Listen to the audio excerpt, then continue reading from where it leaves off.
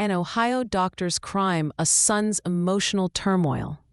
It was New Year's Eve 1989. The clock struck 3:17 a.m., and I was jolted awake by a commotion downstairs.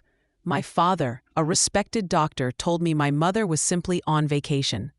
But something felt terribly wrong. I was just a child, but I knew. Distrust began to fester, a seed of doubt planted in my young mind. My mother had always been careful, meticulous. She'd even warned me, if anything ever happens to me, contact my friends. So I did. I reached out to one of her closest friends, setting in motion a chain of events that would forever alter my life. This prompted a police investigation. 3 weeks later, my mother, Noreen Boyle, was found in Erie, Pennsylvania. My father, John Boyle, was convicted of aggravated murder. Give a like and subscribe. Leave a comment. The conviction was more than just a legal verdict. It was the demolition of my entire world. I lost my family, my home, my previous life. Everything was gone. I was thrust into the foster care system, a bewildering and often frightening experience. I was fortunate enough to live with Detective Messmore's family for a time. They offered a semblance of stability amidst the chaos. Eventually, I was adopted. I changed my name, hoping to distance myself from the shadow of my father's legacy. I needed to be someone new. My sister was also adopted and given a new name. Sadly, we were separated, adding another layer of loss to an already unbearable situation. Years later, I initiated contact with my father in prison. I desperately sought answers, some explanation for the inexplicable. I needed to understand. His response was denial. He accused me, his own son, of being manipulated. It was a crushing blow. I made the difficult decision to cut off all communication. I had to protect myself, to build a new life free from his toxicity. I moved to Los Angeles seeking a fresh start. I found solace and purpose in filmmaking and podcasting, creative outlets that allowed me to process my trauma. Now, his third parole hearing is approaching in August. The thought of his potential release stirs up a maelstrom of emotions within me. It's a complex and unsettling feeling. I realize I don't harbor vengeful feelings towards him, but I also know I can't embrace him, can't forgive him in the way some might expect. Sometimes I wonder if I'm like him. Am I capable of the violence he committed? It's a terrifying thought. I reflect on the idyllic facade of my childhood. The perfect house, the loving parents, the picture-perfect family.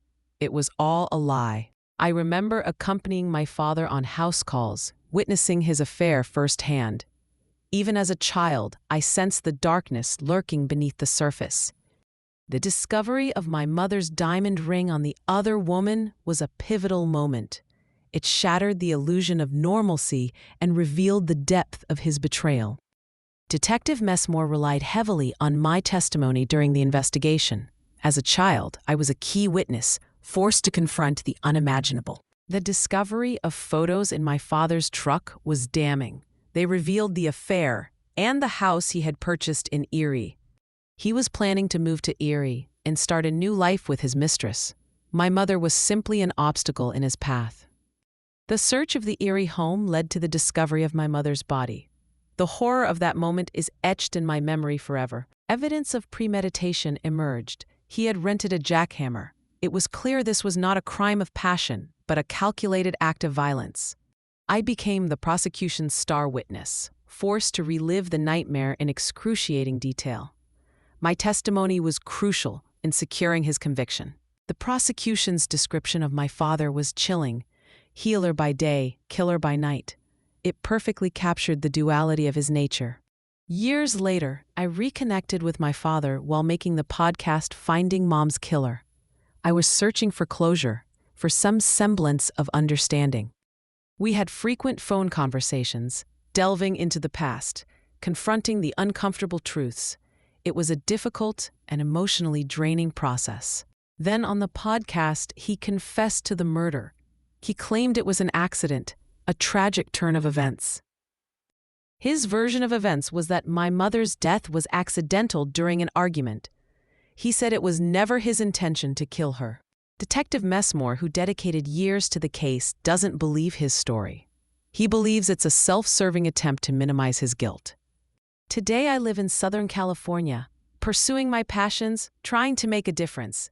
I've found a sense of peace and purpose in my life. I use my platform to share my story and help others who have experienced similar traumas. I want to turn my pain into something positive. I'm aware that some accuse me of exploiting my tragedy for financial gain, but my intentions are pure. I want to help others heal. I often wonder about my father's potential life after release. What would he do? Where would he go? Despite everything, I don't hate him. I'm open to the possibility of parole if it's deemed safe for society. I'm still dealing with the lingering effects of trauma. It's a lifelong journey, but I'm committed to healing and growth. I'm grateful that the tragedy didn't rob me of my kindness, my empathy, my ability to love. I refuse to let it define me. I share my story to encourage others going through similar family violence. You are not alone. There is hope for healing and a brighter future.